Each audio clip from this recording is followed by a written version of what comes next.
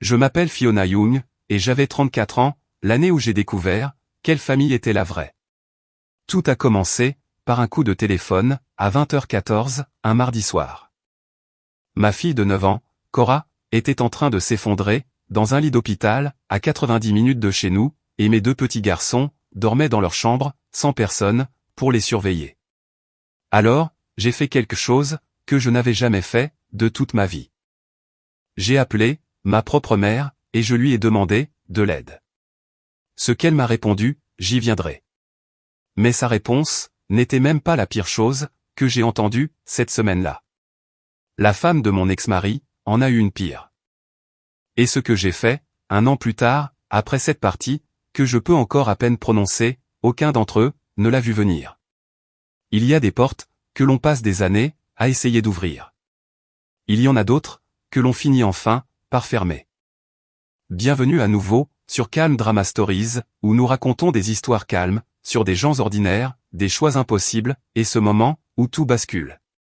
Si vous avez déjà demandé de l'aide à votre propre famille, sans jamais obtenir de réponse, cette histoire est pour vous. Restez avec moi, car la partie qui compte le plus ne se déroule pas dans cet hôpital. Elle se déroule à ma porte d'entrée, 1 an plus tard, quand les gens qui m'avaient dit non sont venus frapper. Laissez un commentaire ci-dessous, et n'oubliez pas de vous abonner. Pendant la majeure partie de ma vie, demander de l'aide me donnait l'impression d'avouer que tout pouvait s'effondrer, alors, je ne l'ai jamais fait. J'ai élevé 3 enfants, dans un appartement en location, de 2 chambres, et j'ai payé tout cela, de la seule manière que je connaissais, c'est-à-dire en écrivant. Des demandes de subventions, des bulletins d'information pour les hôpitaux, ce genre de phrases soignées, qui poussent des inconnus à ouvrir leur portefeuille pour quelqu'un d'autre. Je rédigeais tout, d'abord au crayon. Sur des bloc-notes jaunes, que j'achetais par paquet de 12, au magasin à 1 euro. Cora avait l'habitude de me les voler, pour dessiner des chevaux, dans les marges. Théo, qui avait 6 ans, trouvait ses carnets ennuyeux. Wyatt, qui avait 4 ans, aimait simplement le bruit des pages qui se tournent. Nous n'avions pas grand-chose, mais nous avions un rythme, et ce rythme nous maintenait à flot. Déposer les enfants à l'école, à 8 heures, travailler jusqu'à minuit, préparer les repas, la veille au soir, pour que personne ne soit en retard. Je me disais que je pouvais tout supporter, si je m'y préparais, avec assez de rigueur. Je tenais un budget pour les courses, un budget pour l'essence, un budget pour le dentiste, prévu 3 mois à l'avance. La seule chose pour laquelle je n'avais rien prévu, c'était d'avoir besoin d'un autre adulte dans la pièce.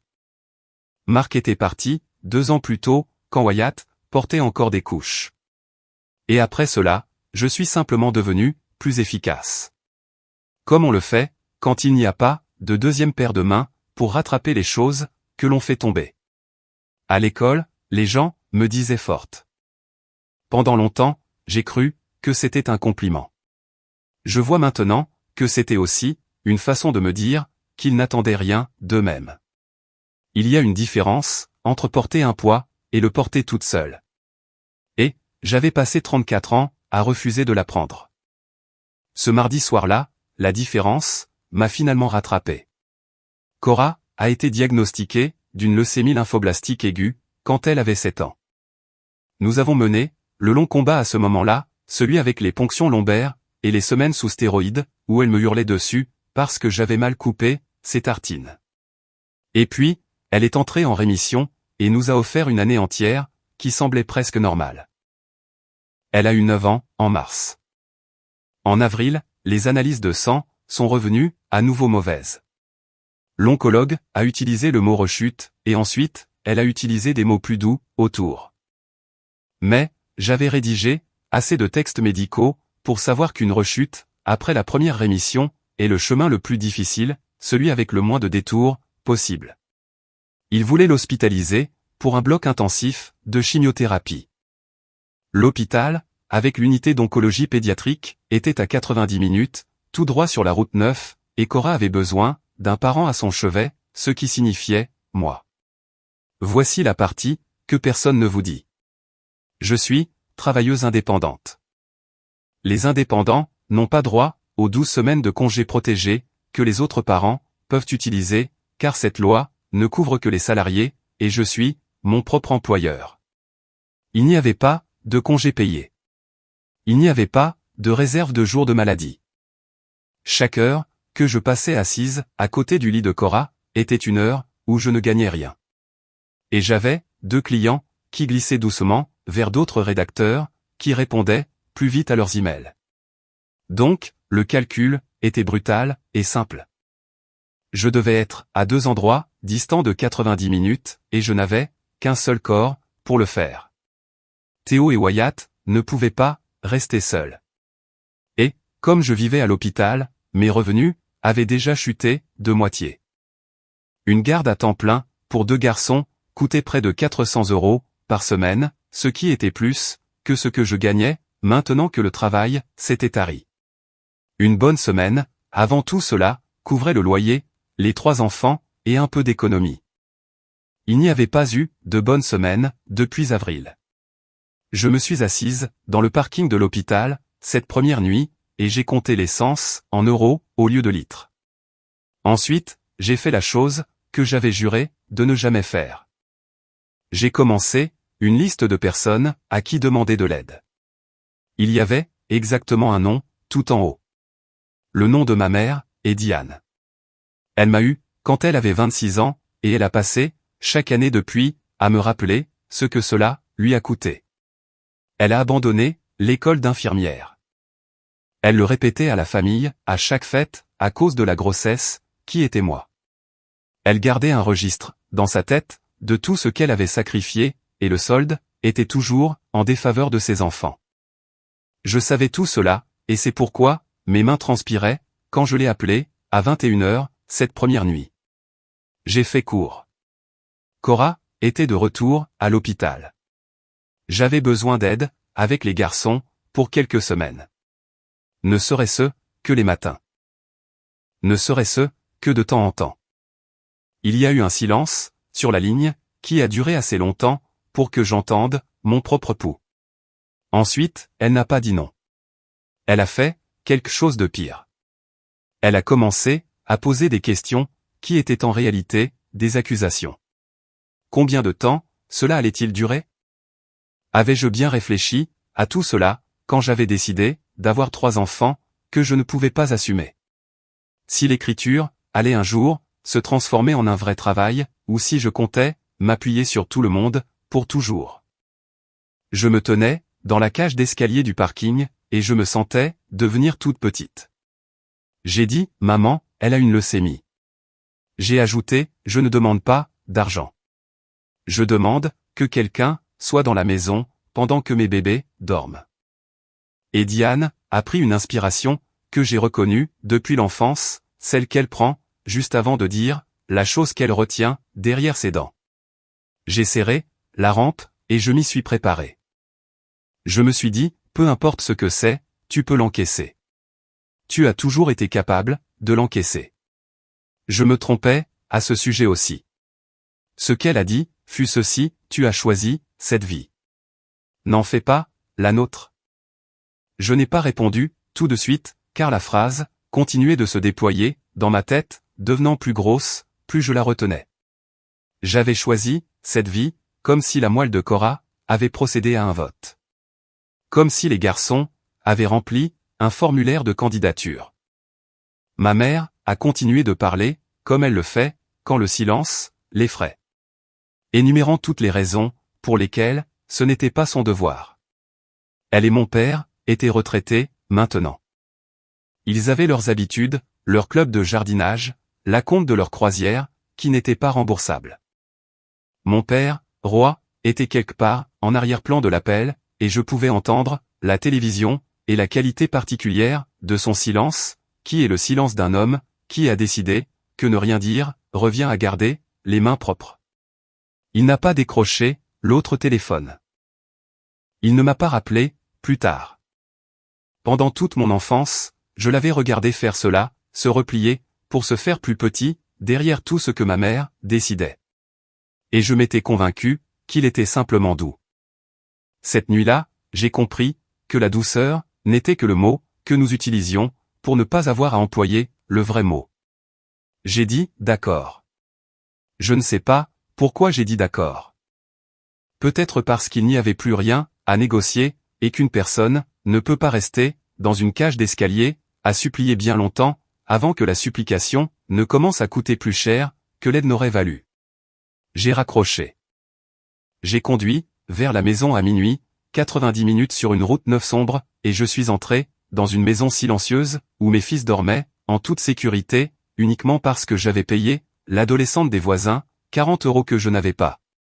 Je me suis assise sur le sol du couloir. Je n'ai pas pleuré. J'ai commencé à faire une liste différente.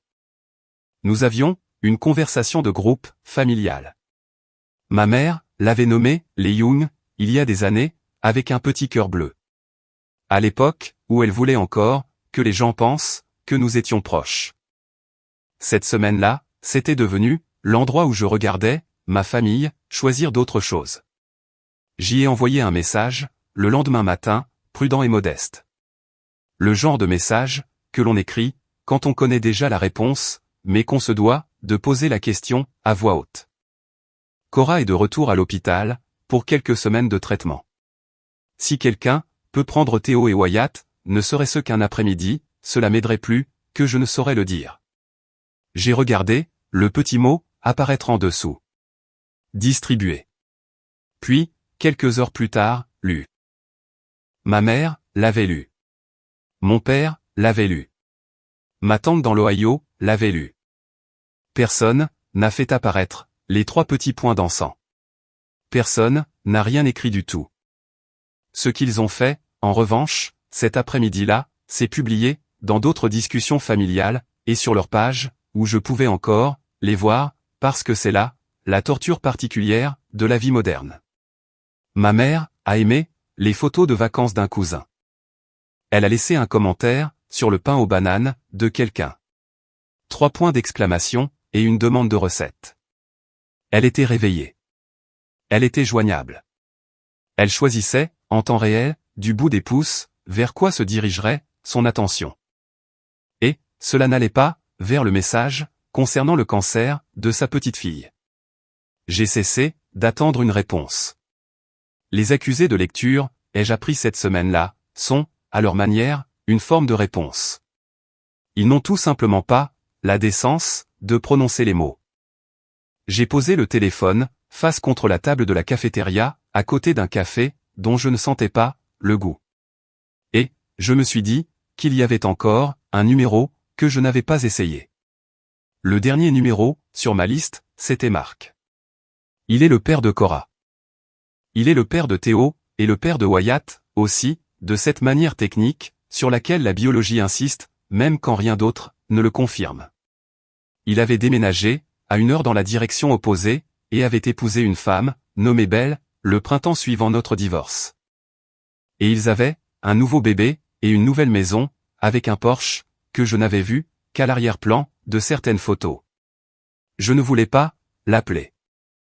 Je l'ai quand même appelé parce que Cora était sa fille et qu'il y a des choses que l'on doit faire, même quand notre fierté hurle le contraire.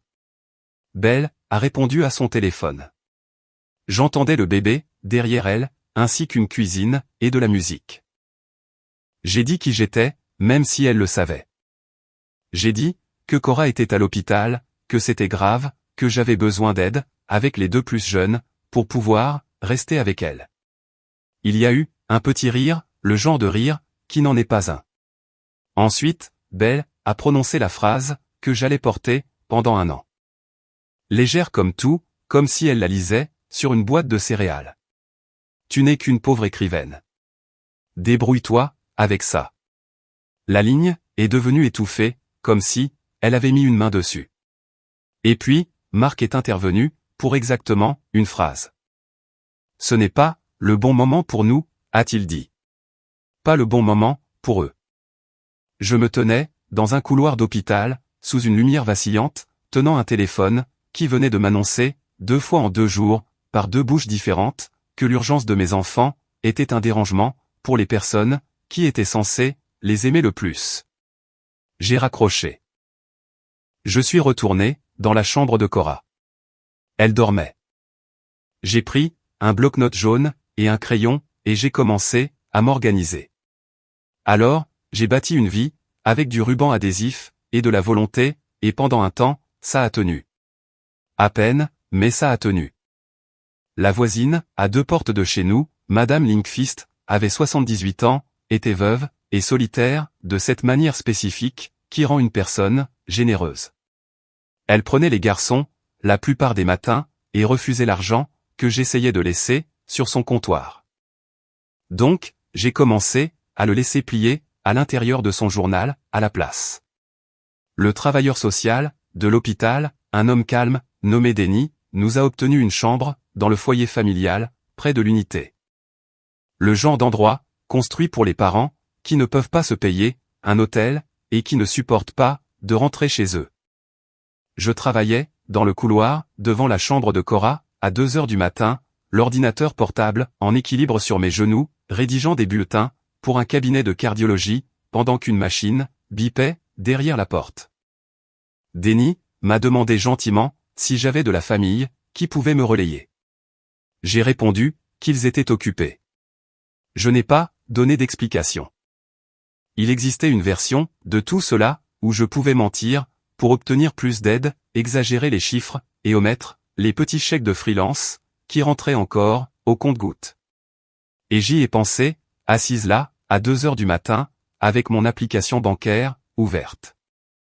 Mais j'ai un problème, avec le mensonge, même envers les systèmes, qui me mentent en premier. Alors, j'ai dit la vérité, sur chaque formulaire, et je n'ai pris, que ce à quoi, la vérité, me donnait droit. Ce n'était pas assez. Ça n'allait jamais, être assez. J'ai vendu, la 2e voiture. J'ai annulé, le dentiste. J'ai appris, quelle station-service, sur la route 9, était moins chère de 4 centimes. Et j'ai planifié, mes pleins d'essence en fonction, comme si ça comptait, parce que ça comptait. Et, chaque nuit, avant de m'autoriser à dormir, dans le fauteuil, je vérifiais mon téléphone, une fois de plus. La conversation restait silencieuse. J'ai fini par ne plus être surprise. L'étage d'oncologie a sa propre horloge. Le monde extérieur fonctionne avec les matins et les week-ends, mais là-dedans, la journée s'articule autour des prises de sang et des signes vitaux, ainsi que selon silence, entre 3 heures et 5 heures du matin, quand le couloir se vide et que l'on peut entendre le bâtiment respirer. C'est à ce moment-là que j'écrivais. Une nuit, une infirmière s'est arrêtée à la lisière de la lumière. Une femme d'environ 50 ans, avec des lunettes de lecture, relevées dans ses cheveux gris, et un badge, qui indiquait « Angela ». Elle a regardé, le bloc-notes, sur mes genoux, le crayon, et le bulletin de cardiologie, auquel je faisais semblant de m'intéresser. Elle ne m'a pas demandé ce que je faisais. Elle a juste dit « Vous devriez manger quelque chose. Il y a de la crème dessert, dans le frigo des familles, pour laquelle personne ne se bat. À la vanille. » C'était tout. Pas de conseils, pas de questions sur qui m'aidait. Pas de hochement de tête, empreint de pitié. J'étais devenu allergique à ce hochement de tête, cette semaine-là. La façon dont les gens vous dirigent leur sympathie, comme si c'était une faveur. Angela ne l'a pas fait. Elle est revenue, 20 minutes plus tard, avec 2 crèmes à la vanille, et en a posé une, à côté de moi, sans un mot.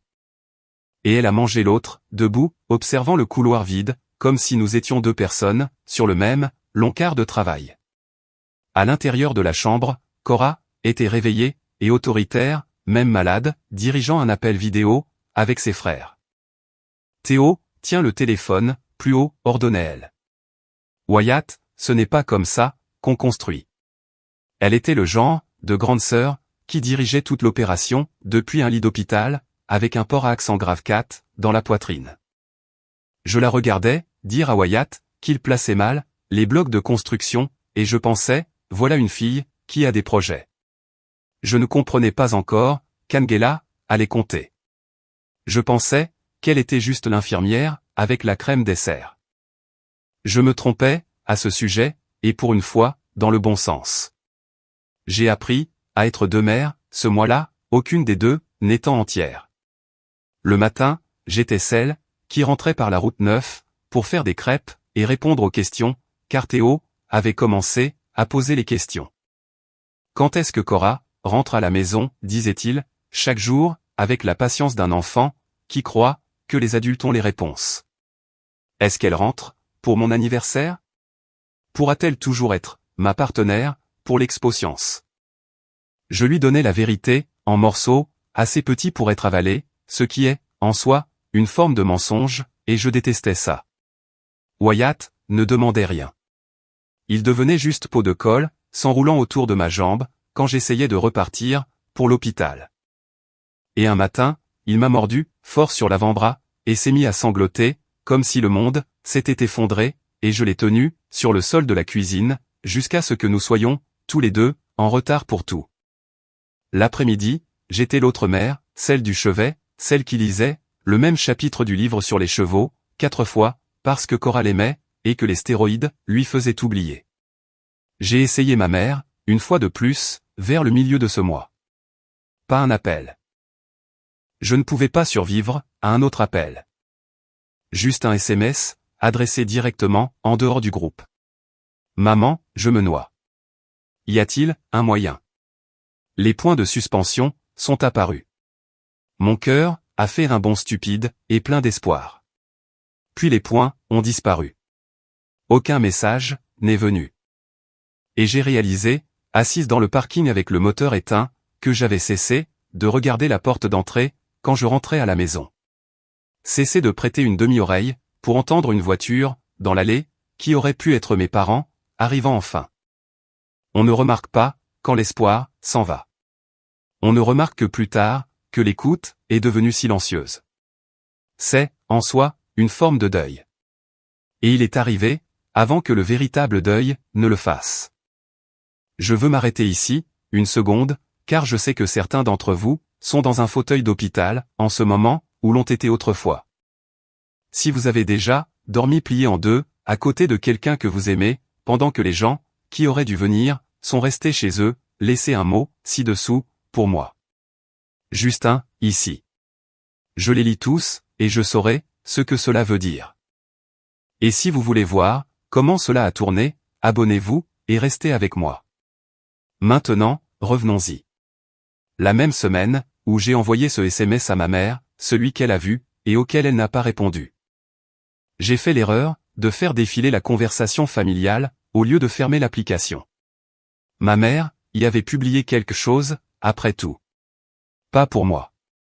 Une photo. Le club de jardinage. Une douzaine de femmes, en gilet pastel, autour d'une longue table. De petits sandwichs. Une banderole, indiquant déjeuner de printemps. Ma mère, au centre, en train de rire, un verre rempli de quelque chose de clair, à la main. La légende, disait, tellement bénie, par mes amis, et 41 mentions j'aime. Je l'ai fixé, plus longtemps que je n'aurais dû. Il y avait, un horodatage dessus, petit et gris, en bas, et quelque chose, concernant cette date, a accroché mon esprit, et ne voulait plus le lâcher. À la manière dont une écharde, qu'on ne peut pas voir, nous indique quand même, exactement où elle se trouve. Je n'ai pas creusé la question, cette nuit-là. J'étais trop fatigué, Cora avait besoin de ses médicaments, de 4 heures, et la fatigue l'emporte sur les échardes. Mais, c'est resté en moi. Cette petite date grise, en attente. Je finirai par en avoir le cœur net, bien assez tôt. J'aimerais ne l'avoir jamais fait. C'est quelques jours plus tard que Cora a fait un pic de fièvre, dans la nuit. Le genre dangereux. Le genre qui vide une pièce de son calme et la remplit de gens avec des gants. Sa température a grimpé et la ligne sur le moniteur est devenue saccadée. Et il y a eu une période de 2 heures où le mot qu'il s'efforçait de ne pas prononcer s'est installé dans la pièce, avec nous, malgré tout. J'avais besoin de quelqu'un, de n'importe qui, pour être à la maison, car si cela prenait la pire tournure possible, je ne pouvais pas laisser Cora pour rentrer chez les garçons, et je ne pouvais pas supporter que les garçons se réveillent face à un inconnu. J'ai appelé ma mère, à 20h14, ce soir-là. Ça a sonné dans le vide. Je n'ai envoyé aucun texto. Au matin, Cora s'était stabilisée, et j'étais vidé par ce genre de soulagement qui ressemble au cousin du deuil.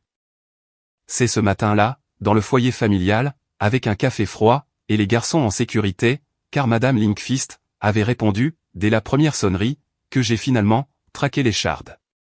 J'ai ouvert la conversation. J'ai trouvé la photo du club de jardinage. J'ai vérifié la petite date grise et l'heure. La photo du déjeuner avait été publiée à 20h14, à la minute exacte où je me tenais au-dessus du lit de ma fille, en train de composer le numéro de ma mère, écoutant ça sonner et encore sonner. Et en dessous, car je suis une personne minutieuse, et que le chagrin vous rend minutieux, j'ai trouvé la story publique de Belle, de la même soirée. Un bar à vin, 2 verres qui trinquent, la légende, soirée en amoureux, avec un petit cœur. La même heure, la même terre. Ma fille, brûlante de fièvre, dans un lit d'hôpital, et les 2 femmes, qui auraient pu venir, lever leur verre, pour la caméra. Je n'ai pas crié. Je n'ai pas pleuré. J'ai posé le téléphone, sur le couvre-lit, très doucement, comme si c'était une chose fragile. Et j'ai pris une décision, autour de laquelle je tournais depuis des semaines. J'ai arrêté de demander, non pas par fierté, mais par arithmétique. On ne peut pas continuer à retirer de l'argent d'un compte qui n'a jamais contenu un seul euro pour nous. Après ce matin-là, quelque chose en moi est devenu silencieux et clair. J'ai cessé de dépenser mon cœur pour les gens qui ne venaient pas, et j'ai commencé à le dépenser entièrement pour celles qui manquaient de temps. Je vais vous dire que ces semaines suivantes ne furent pas ce à quoi vous vous attendriez. Elles furent, à leur manière étrange, presque heureuses. Quand on cesse d'attendre un sauvetage, on cesse de surveiller la porte. Et quand on cesse de surveiller la porte, on voit enfin ce qui se trouve dans la pièce. Ce qui se trouvait dans la pièce, c'était Cora. Nous avons verni ses ongles dans le lit d'une couleur différente sur chaque doigt parce qu'elle n'arrivait pas à se décider, et elle m'a donné ses opinions sur tout, qui étaient d'ailleurs très affirmées. Nous avons fait rire les garçons lors des appels vidéo jusqu'à ce que Wyatt tombe du canapé. Nous avons lu le livre sur les chevaux et un deuxième livre sur les chevaux, et nous en avons commencé un troisième. Un soir, Angela a terminé son service, toujours dans sa tenue médicale, et a laissé quelque chose sur le rebord de la fenêtre de notre chambre de foyer. C'était un plat à gratin, en verre avec un couvercle bleu, encore chaud, avec un mot attaché au-dessus par un élastique. De la part du personnel de l'étage, disait-il, bien que j'allais apprendre, plus tard, qu'il n'y avait pas de fond du personnel, et que ce n'était que Angela, sa propre cuisine, et son propre dimanche. Nous l'avons mangé, à la petite table, nous 3, dont l'un, sur un écran vidéo, et Cora et moi, avec de vraies fourchettes. Et c'était le premier repas chaud que quelqu'un me préparait, depuis plus longtemps, que je ne voulais le compter. J'ai lavé le plat ce soir-là, avec l'intention de le rendre. Il est resté près de notre porte pendant des semaines. Je n'arrêtais pas de me dire que je le rendrais quand les choses se seraient calmées. Pendant 3 semaines, je me suis presque autorisé à croire que les choses se calmeraient. Je ne savais pas que nous étions à court de semaines. Je ne savais pas que le plat à gratin serait toujours près de ma porte quand tout serait fini. Le traitement, qui était censé lui faire gagner du temps, a cessé de fonctionner comme il l'espérait. Je ne vous ferai pas le détail médical. Si vous êtes passé par là, vous n'en avez pas besoin. Et si vous n'y êtes pas passé, je préfère que vous n'ayez pas à l'imaginer.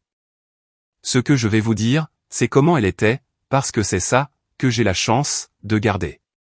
Elle est restée autoritaire. Elle est restée drôle.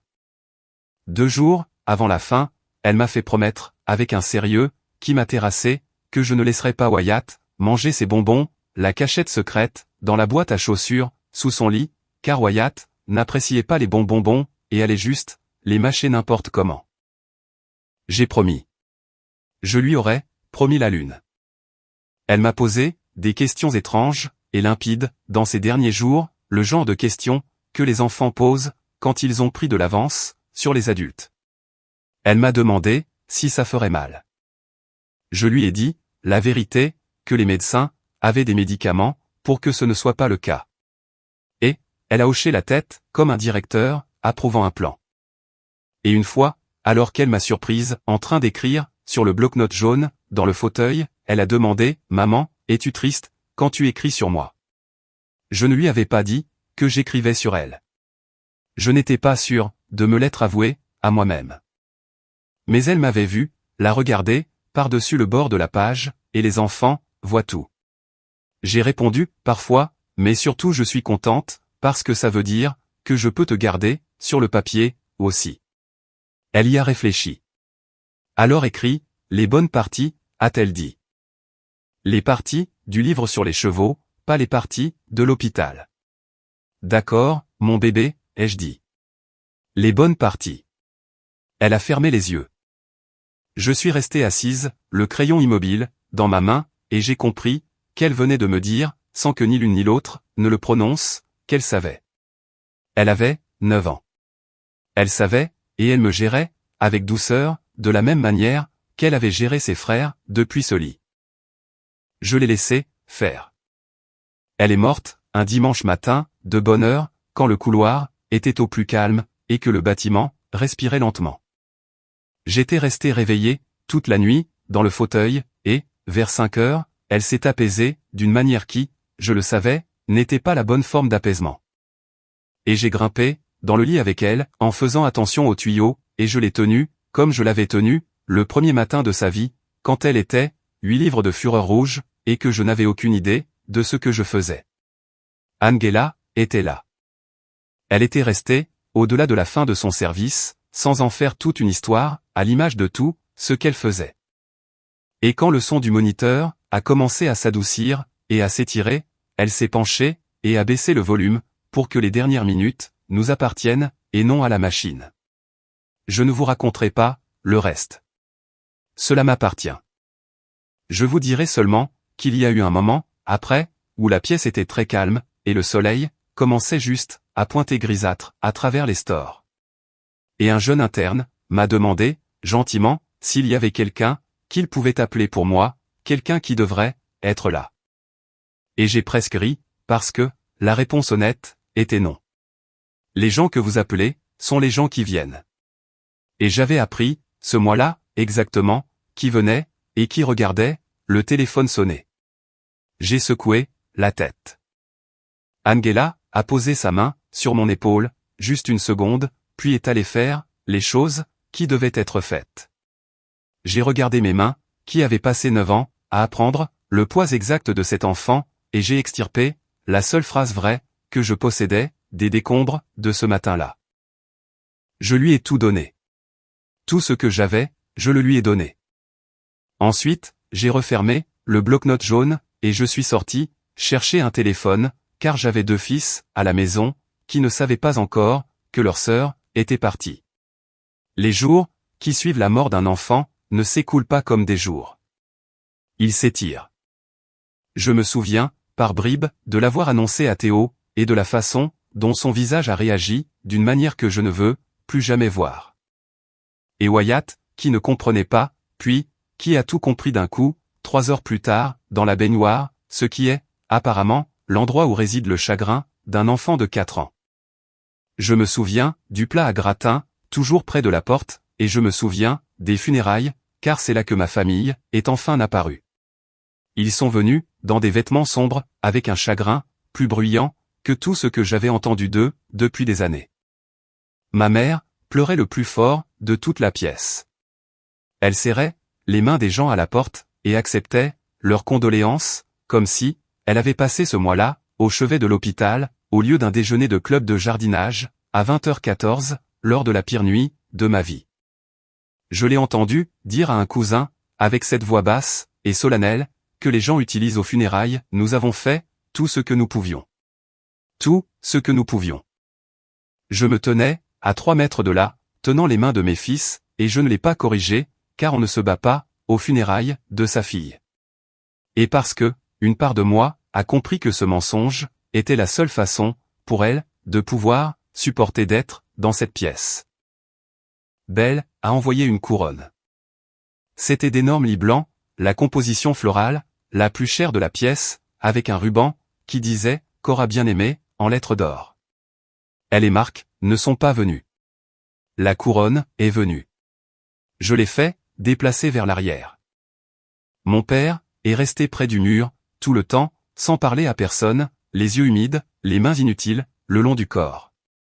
Et pendant une seconde, nos yeux se sont croisés, à travers la pièce, et il a détourné le regard, le premier. Leur présence, à ses funérailles, fut plus froide, que leur absence, ne l'avait jamais été. Au moins, l'absence avait été honnête. Je vais être honnête avec vous, à propos de la semaine, suivant les funérailles, car le titre de cette vidéo vous promettait l'honnêteté, et je ne vous tromperai pas. Il y a eu une nuit, peut-être 4 ou 5 jours, après que nous l'avons enterré, où je me suis assise, à la table de la cuisine, après que les garçons se soient endormis, et je ne voulais pas que le matin arrive. Je ne vais pas m'attarder là-dessus. Les personnes qui se sont tenues dans cette obscurité particulière savent exactement ce que je pointe du doigt, et celles qui n'y ont pas été n'ont pas besoin d'une carte. Je dirais simplement que le fond du deuil est un endroit réel, et j'y étais, et le monde était devenu très petit, et très silencieux, et très tentant, dans son silence. Ce qui m'a ramené fut un son. La maison était silencieuse, comme les maisons le sont à 2 heures du matin. Et dans ce silence est venu le bruit de la respiration de mes fils dans la pièce d'à côté. Les respirations plus lourdes de Théo et les petites respirations rapides de Wyatt, désynchronisées, à l'image de leur façon de toujours dormir. Je suis restée assise là, et je les ai écoutés respirer. 2 garçons qui avaient déjà perdu leur sœur, qui avaient un père qui disait « ce n'est pas le bon moment ». Et des grands-parents qui regardaient le téléphone sonner. S'ils me perdaient, moi aussi, il n'aurait plus personne. J'avais passé un mois à apprendre que la seule personne qui répondait présente de manière fiable, pour mes enfants, c'était moi. Alors, j'ai décidé de continuer à répondre présente. Non pas parce que je me sentais forte, mais parce qu'ils respiraient et que j'étais leur air. Une semaine après la mort de Cora, j'ai entendu frapper à la porte d'entrée. J'ai failli ne pas répondre. Je n'étais pas en état de recevoir, et je supposais que c'était un voisin, avec de nouveau des lasagnes, car le deuil, dans notre ville, arrive dans des barquettes en aluminium. Mais on a de nouveau frappé. Patiemment, sans insister. Et quelque chose m'a poussé à me lever. C'était Angela. En dehors de son service, dans des vêtements de tous les jours, ce que je n'avais jamais vu. Un jean et un gilet qui la faisaient ressembler à la véritable tante de quelqu'un, au lieu de la femme qui avait baissé le volume d'un moniteur pour que je puisse dire au revoir en paix. Dans ses mains, elle tenait 2 choses. La première était un plat à gratin en verre avec un couvercle bleu de la même forme que celui toujours posé, non lavé, près de ma porte. Parce que, bien sûr, elle en avait fait plus d'un. La seconde était un carnet à couverture noire toute simple, le genre bon marché de la pharmacie, tout neuf, l'étiquette de prix encore dans le coin. Elle n'est pas entrée. Elle s'est tenue sur le seuil et elle a dit « Je sais que ce n'est pas ma place ». J'ai répondu que si, qu'elle était, à peu près, la seule personne dont c'était la place. Et elle m'a tendu le carnet, et elle a dit, la chose qui a fait basculer toute ma vie. Vous avez continué à écrire à 3 heures du matin, pour une raison, a-t-elle dit. Même quand vous étiez trop fatigué, pour voir clair, vous écriviez. Alors, écrivez-le. Même les parties que vous ne pouvez pas dire à voix haute, surtout celle-là. J'ai pris le carnet. Je ne lui ai rien promis. Je n'étais pas capable de faire des promesses cette semaine-là. Mais j'ai tenu ce carnet noir bon marché à 2 mains sur mon propre perron. Le même perron où 1 an plus tard, un groupe de personnes très différents se tiendrait pour frapper, et quelque chose dans ma poitrine qui était crispée depuis un mois s'est desserré exactement d'un cran. Je n'ai pas écrit ce soir-là. J'ai écrit le lendemain matin, avant que les garçons ne se réveillent, au crayon, sur un bloc-notes jaune, parce que certaines habitudes sont plus anciennes que le deuil. La première phrase que j'ai écrite était vraie, et elle était petite, et elle parlait des tartines. Comment elle me hurlait dessus, à 7 ans, sous stéroïdes, pour avoir coupé ses tartines en carré, alors qu'elle voulait, clairement et de toute évidence, des triangles. Je l'ai écrite, parce que, c'était le genre de souvenir, qui n'arrive pas, dans les discours, le genre de souvenir, trop ordinaire, et trop vivant, pour être fin. Une fois que j'avais, une phrase vraie, je pouvais, trouver la suivante. J'ai écrit, le livre sur les chevaux. J'ai écrit, le vernis à ongles, chaque couleur, sur chaque doigt. J'ai écrit, la façon, dont elle dirigeait, la vie de ses frères, depuis un lit d'hôpital. Et oui, j'ai écrit, les parties sur l'hôpital, aussi. Celles qu'elle m'avait dit, de laisser de côté, parce qu'elle avait 9 ans, et qu'elle se trompait, là-dessus. Et parce que, la seule façon, de les porter, était de les poser, sur le papier. J'ai écrit, sur le téléphone sonnant à 20h14. J'ai écrit, sur la photo du club de jardinage, et le bar à vin, et la date. J'ai écrit, tu n'es qu'une pauvre écrivaine. Débrouille-toi, avec ça. Exactement comme Belle l'avait dit, car l'écrire a été la première fois où j'ai pu le regarder en face, sans tressaillir. Je suis redevenu 2 personnes, mais 2 personnes différentes, cette fois. Le jour, j'étais une mère, préparant des crêpes, emballant des fournitures pour l'expo science, apprenant à être le seul parent de 2 garçons, au lieu de 3 enfants. La nuit, j'étais la femme au crayon. Je n'écrivais pas pour publier. Je veux être clair à ce sujet, à cause de la façon dont tout cela se termine. J'écrivais pour respirer. Les pages s'empilaient sur la table de la cuisine, jaune et grise de crayon. Et lentement, sans ma permission, elles ont commencé à s'additionner pour former quelque chose qui avait une forme. Si vous avez perdu quelqu'un et que les mots semblent coincés derrière vos dents, laissez-moi vous dire ce qu'Angela m'a dit. Écrivez une seule phrase vraie. Pas pour quelqu'un, pas pour un livre, pas pour l'approbation de qui que ce soit. Juste une phrase qui est vraie. Même si c'est à propos de tartines, cela m'a sauvé la vie. Et je ne dis pas cela à la légère. Si quelque chose ici vous touche ce soir, cliquez sur s'abonner, car la partie où tout bascule approche. Puis, quelques semaines après avoir commencé à écrire, Angela a mentionné un groupe de deuil qui se réunissait à la bibliothèque publique les jeudis soirs, dans l'arrière-salle, avec la mauvaise lumière fluorescente et le bon café. J'ai failli ne pas y aller. J'y suis allé parce qu'elle a proposé de garder les garçons et parce qu'une personne qui baisse le volume d'un moniteur pour vous a mérité un oui. Le groupe était composé de 8 personnes, d'un animateur et d'une boîte de mouchoirs que personne ne touchait, car le deuil, passé une certaine profondeur, s'assèche. Ils ont demandé si quelqu'un voulait lire.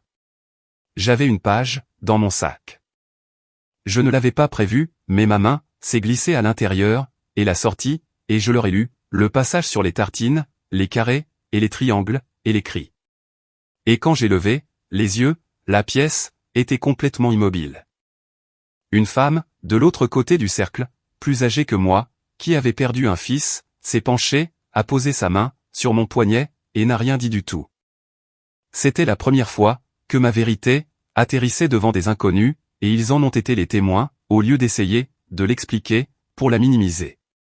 Personne ne m'a dit que j'avais choisi cette vie. Personne ne m'a dit de me débrouiller avec. Ils ont simplement écouté. Et cette écoute était quelque chose sur quoi je pouvais m'appuyer. La femme qui avait posé sa main sur mon poignet s'appelait Patricia. Et il s'est avéré qu'avant de prendre sa retraite, elle avait été éditrice, le vrai genre d'éditrice, le genre qui avait passé 30 ans à transformer la douleur des autres en pages que les gens pouvaient tenir entre leurs mains. Elle a demandé, avec précaution, autour du mauvais café de la bibliothèque, s'il y avait plus que cette seule page. Je lui ai répondu qu'il y en avait, une table de cuisine pleine. Elle a demandé si elle pouvait les lire. J'ai failli dire non, parce que les pages m'appartenaient, et à Cora, et à personne d'autre.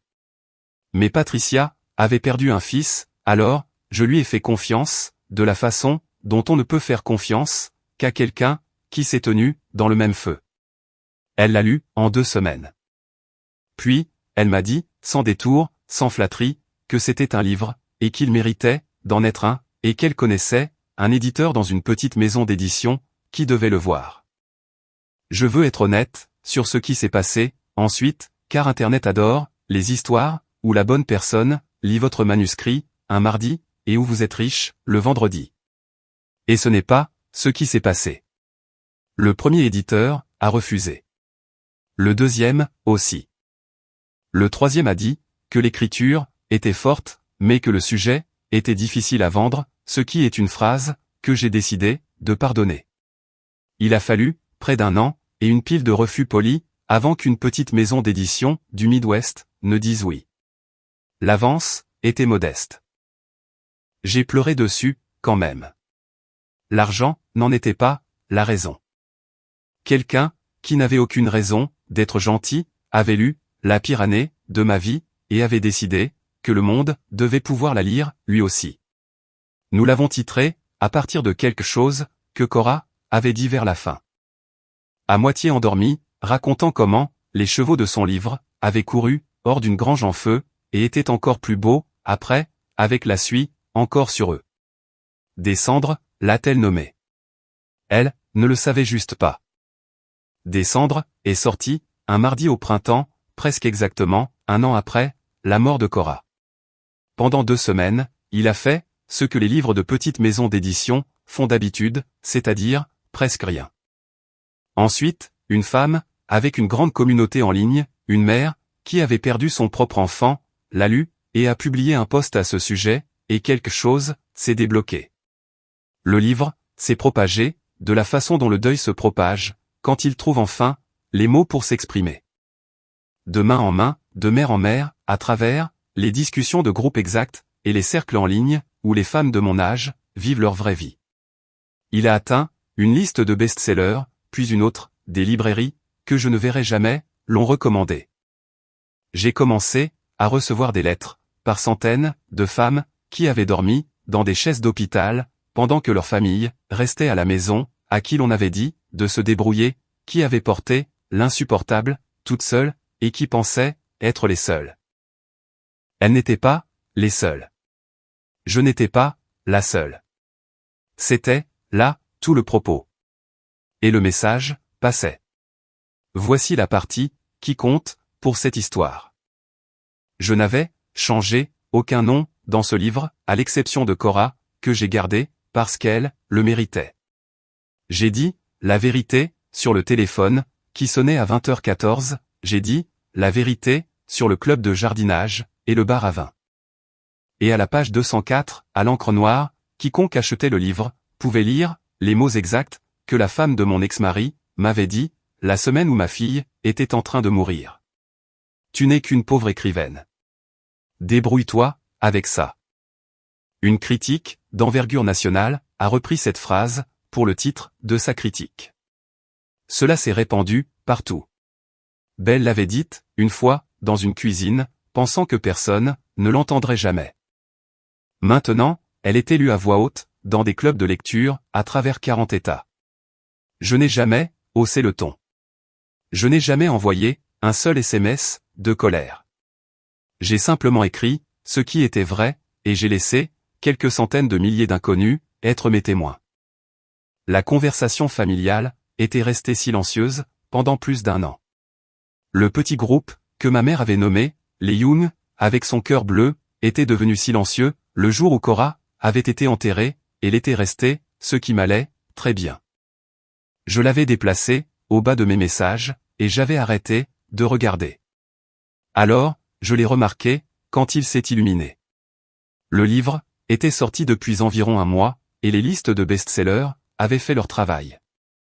Et apparemment, un journaliste du journal régional avait appelé ma mère pour recueillir ses commentaires, car c'est ainsi qu'elle a découvert que la mort de sa petite fille était maintenant une histoire que des inconnus lisaient.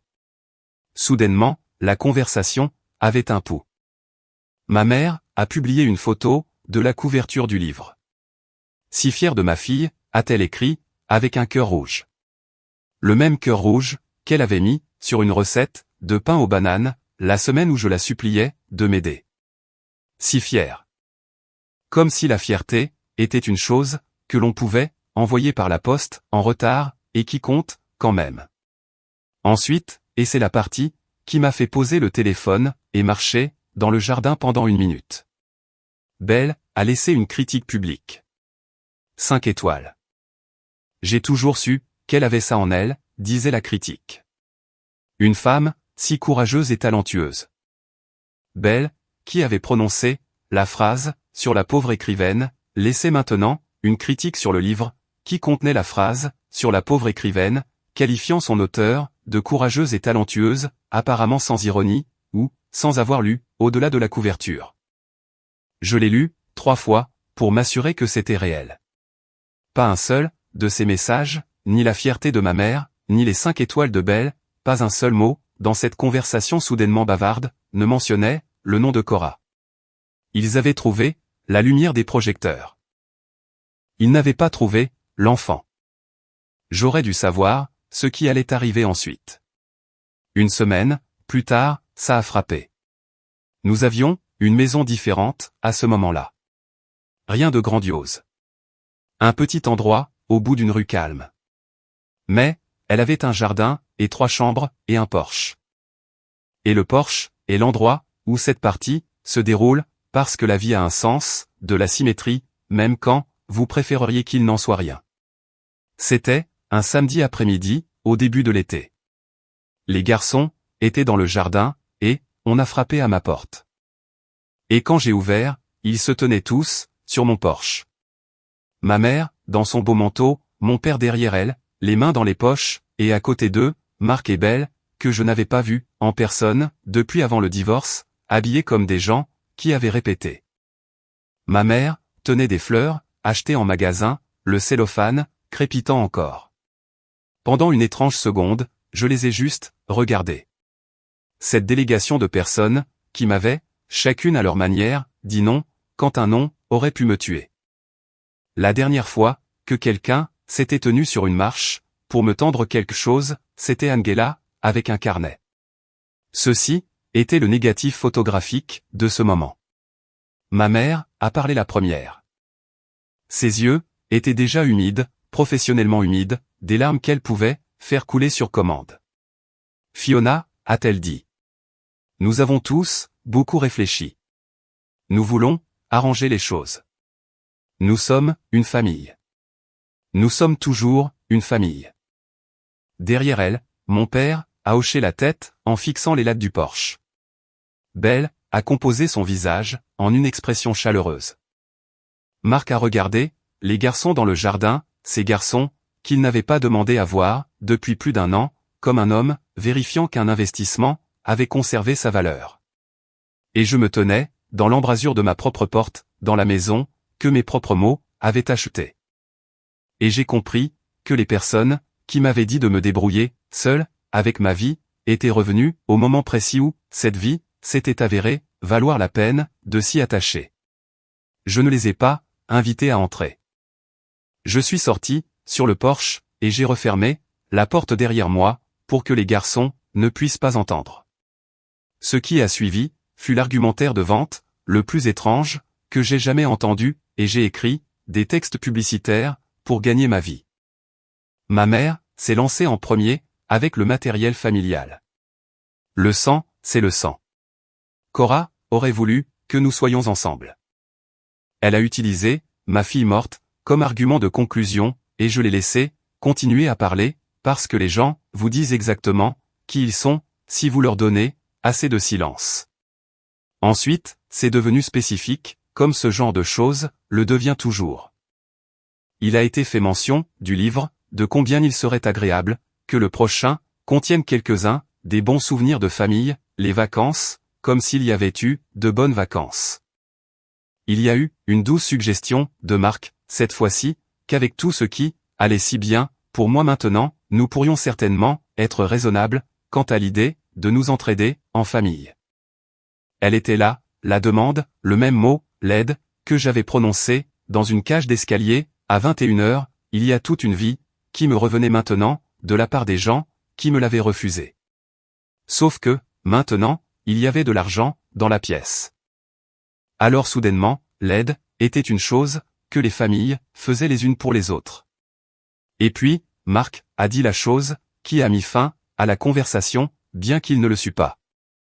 Il a dit qu'il pensait qu'il devrait pouvoir voir Théo et Wyatt régulièrement, que ce n'était pas juste qu'un père soit coupé de ses enfants.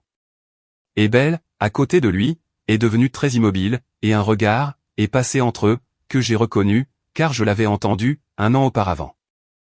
Ce n'est pas le bon moment pour nous, avait-il dit, alors au téléphone. Pour nous? Une année entière, de silence, et la première fois qu'il s'est fissuré, il a eu un mouvement de recul, vers sa femme, au lieu de ses fils. Je n'avais pas de preuve, de la façon dont le mur avait été construit, et j'ai découvert que je n'en avais pas besoin. Quel que fût l'arrangement entre eux, cet homme avait laissé quelqu'un l'éloigner de ses propres enfants vivants pendant 1 an, et ne voulait y revenir que maintenant que leur mère était quelqu'un d'important. L'injustice de cela, dirigée contre mes fils, fut la seule chose, dans toute cette représentation, qui m'a ému. Belle a dû sentir le changement de température, car elle s'est avancée, avec son sourire le plus chaleureux, et a dit, Fiona, écoute. Nous n'avons jamais pensé cette histoire de pauvre écrivaine. C'était une journée difficile, pour tout le monde. Nous ne le pensions absolument pas. J'ai presque admiré l'audace. Voici la chose que j'avais apprise. La chose que toute cette terrible année m'avait enseignée, la chose que j'avais mise sur papier, page après page. Il n'est pas nécessaire d'égaler le volume sonore de quelqu'un pour gagner. Je n'ai pas crié.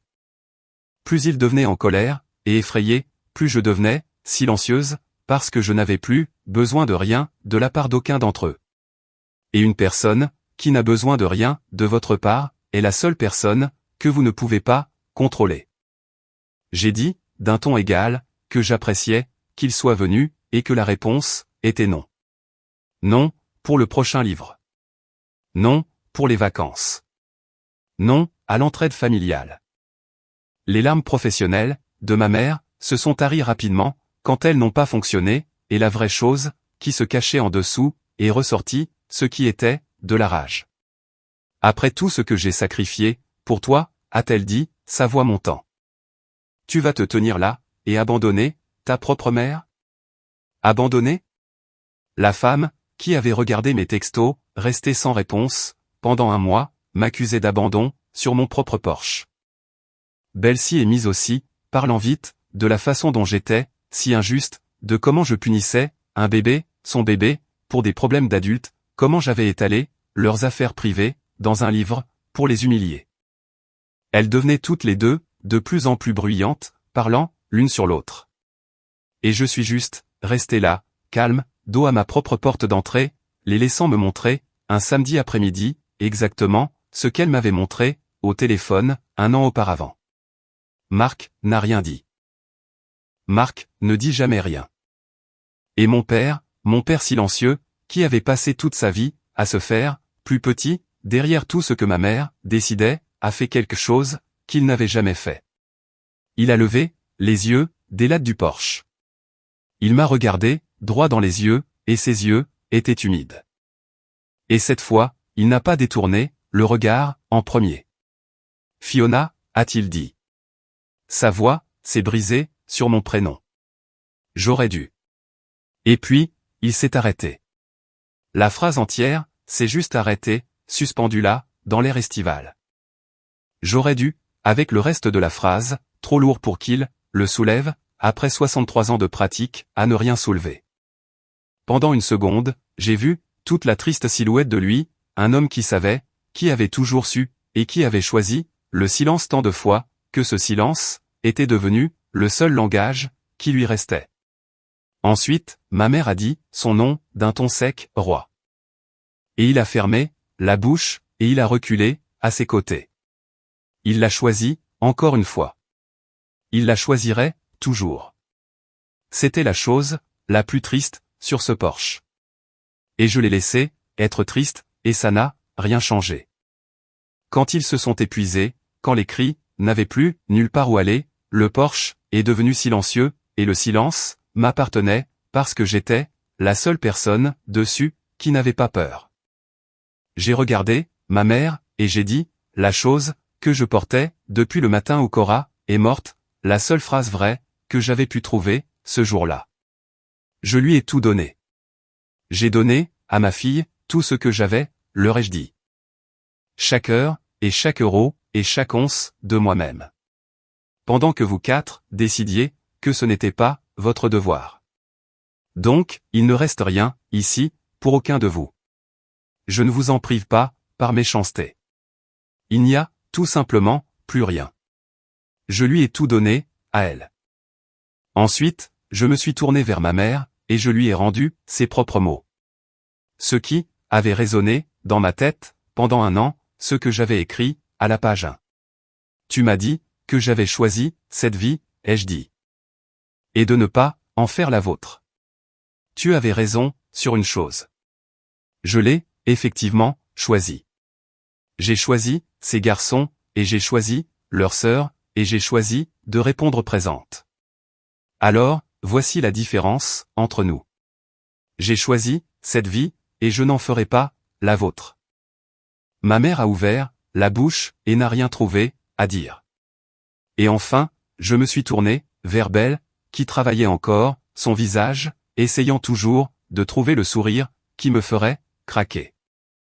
Et j'ai presque, ressenti de la pitié, pour elle, se tenant, sur mon porche, insistant sur le fait, qu'elle n'avait jamais pensé, une chose, sur laquelle, elle avait construit, toute son année de confort. Tu veux savoir, ce que je pense vraiment, lui ai-je dit, et elle s'est penchée, avide de l'entendre. Je pense, que tu peux le lire, de la même façon, que tout le monde. C'est dans le livre, à la page 204. Puis, j'ai ouvert, ma porte d'entrée, je suis retourné, à l'intérieur de ma maison, et je l'ai refermée, doucement. Aucun claquement, car claquer une porte, c'est ce qu'on fait, quand on a encore, quelque chose à prouver. Et je n'en avais pas. Plus maintenant.